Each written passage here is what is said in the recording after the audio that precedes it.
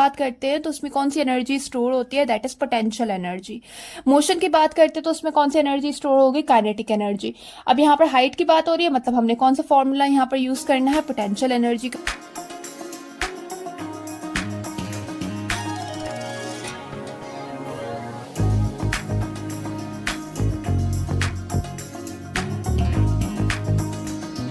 अस्सलाम वालेकुम क्लास, उम्मीद है सब खैरियत से होंगे। तो आज हम स्टार्ट करेंगे physics class 9 chapter number 8, that is energy sources and transfer of energy.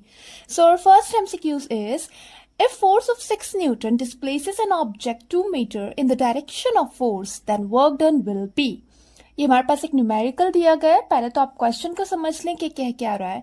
कह रहा है कि भाई अगर आप फोर्स अप्लाई करती हैं 6 न्यूटन, वो डिस्प्लेस करती है किसी ऑब्जेक्ट को 2 metre in the direction of force, जिस डायरेक्शन में आप फोर्स अप्लाई कर रही हैं उसी डायरेक्शन में ही, तो बताएं कि वर्क डन आपके पास क्या होगा।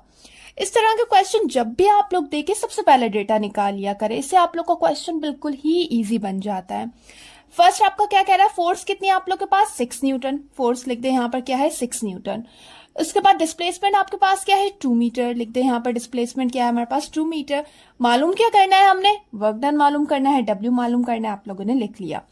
अब इस डेटा को देखने के बाद आप लोग के पास दिमाग में कौन सा फॉर्मूला आ रहा है, that is W is equals to F into D, क्योंकि यहाँ पर हमारे पास फोर्स भी है, डिस्प्लेसमेंट भी है, वर्क डन हमें मालूम करना है। तो अब सिंपल अब इन वैल्यूज को इनमें पुट कर दीजिए। W is equals to F की जगह पर लिख दीजिए 6 मल्टीप्लाई बाय D की जगह पर लिख दीजिए 2। तो हमारे पास क्या आ गया, 6 2 जा 12। हमारे पास आंसर क्या आ गया, वर्क डन हमारा कितना होगा, 12 जूल्स। तो यहाँ पर देखिए कौन सा ऑप्शन हमारा करेक्ट होगा, that is B, 12 joule. Joule क्या है हमारे पास, वर्क डन का यूनिट है। ठीक हो गया। Then, if a body of mass 1 kg is moving with velocity of 1 meter per second, then kinetic energy of the body will be another numerical। चलो सबसे पहले डेटा निकाले, क्या कह रहा है, मास हमारे पास कितना है, पहले क्वेश्चन समझते क्या कह रहा है। If a body of mass 1 kilogram, कह रहा है कि अगर हमारे पास एक बॉडी है जिसका मास है 1 kg, वो उसे हम मूव कर रहे हैं विद वेलोसिटी, कितनी वेलोसिटी के साथ उसे मूव कर रहे हैं, 1 मीटर पर सेकंड के साथ, तो बताएं उसकी काइनेटिक एनर्जी क्या होगी। तो सबसे पहले लिख लीजिए, मास हमारे पास क्या है 1 kg, वेलोसिटी हमारे पास क्या है 1 मीटर पर सेकेंड, हमें मालूम क्या करना है, काइनेटिक एनर्जी। सिंपल यहाँ पर आप लोगों ने क्या करना है, काइनेटिक एनर्जी का फॉर्मूला पुट करना है। काइनेटिक एनर्जी का फॉर्मूला हमारे पास क्या है, kinetic energy is equals to 1/2 mv square. अब यहाँ पर m की जगह पर m की वैल्यू पुट कर दे, क्या है हमारे पास m की वैल्यू 1।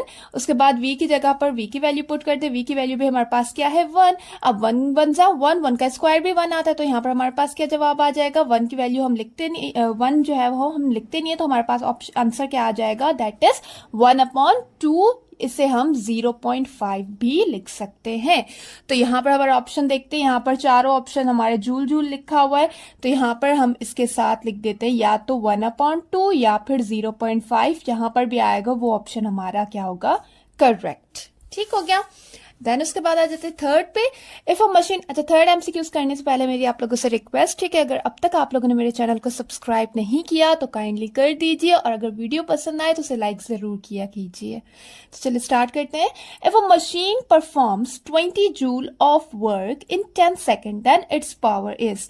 कह रहा है कि अगर कोई मशीन परफॉर्म कर रही है 20 जूल ऑफ वर्क कितने सेकेंड्स में, 10 सेकेंड में, अब बताएं कि उसकी पावर क्या होगी।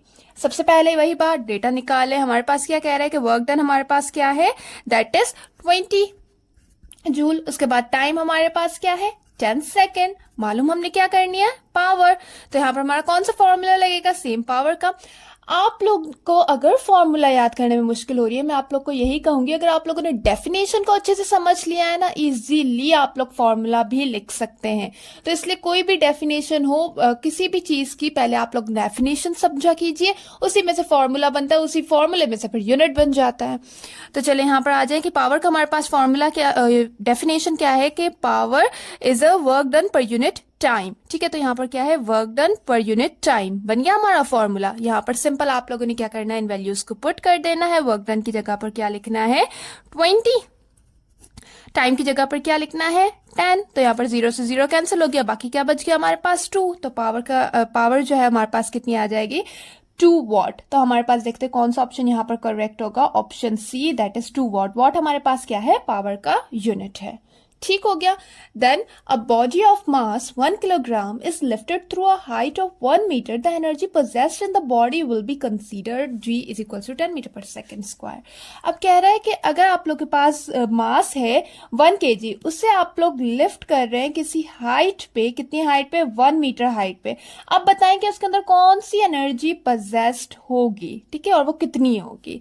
जब चले देखते हैं, हम सबसे पहले क्या करेंगे, डेटा निकालेंगे। हमारे पास क्या कह रहा है, मास हमारे पास क्या है 1 किलोग्राम, जिसे हम लिफ्ट कर रहे हैं कितनी हाइट पे, 1 मीटर हाइट पे। उसके बाद जो है जी की वैल्यू हमें दी गई है। उसके बाद पूछा जा रहा है कि कौन सी एनर्जी होगी। तो सबसे पहले तो आप लोगों ने ये बात याद रखनी है कि बेटा जब भी हम किसी हाइट की बात करते हैं तो उसमें कौन सी एनर्जी स्टोर होती है, दैट इज पोटेंशियल एनर्जी।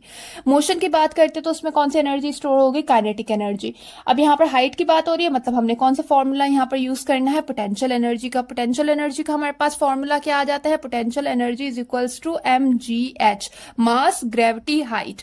अब यहाँ पर मास हमारे वैल्यूज पुट कर दें। मास हमारे पास कितना दिया गया है 1 kg, मल्टीप्लाई बाय जी की हमारे पास वैल्यू कितनी दी गई है, दैट इज 10।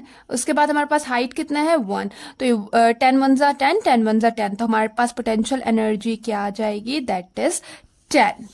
ठीक हो गया। तो यहाँ पर हमारा कौन सा ऑप्शन करेक्ट होगा, option B, that is 10 joule. Then उसके बाद the energy release during fission और फ्यूजन रिएक्शन इज कॉल्ड देश।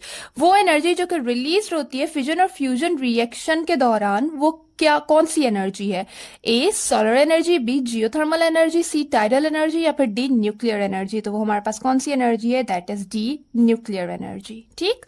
Then which is the renewable source of energy, वो कौन सी सोर्स ऑफ एनर्जी है जो कि रिन्यूएबल है, जिसे हम बार बार यूज करते हैं, A solar and wind, B coal, C natural gas, D petroleum. तो हमारे पास कौन सी सोर्स ऑफ एनर्जी है, that is solar and wind. The ratio of output to input is called ratio of output to input is called, इसे हम क्या कहते हैं, इसे हम क्या कहते हैं, एफिशिएंसी कहते हैं। ठीक हो गया। देन आ जाते हैं हमारे नेक्स्ट एमसीक्यूज पे। यहां पर क्या कह रहा है कि work done per unit time is called, work done per unit time, W/T। पीछे हमने पढ़ा ये किस चीज का फॉर्मूला है, हमारा पावर का। तो ये हमारे पास क्या हो जाएगा, A efficiency, B energy, C power, D force. तो कौन सा ऑप्शन करेक्ट होगा हमारे पास, power. Coal, gas and oil are example of, coal, gas और ऑयल किस चीज की एग्जाम्पल है, A tidal energy, B nuclear energy, C fossil fuel energy, या फिर बायोमास एनर्जी। तो ये तीनों किसकी एग्जाम्पल है, फॉसिल फ्यूल एनर्जी।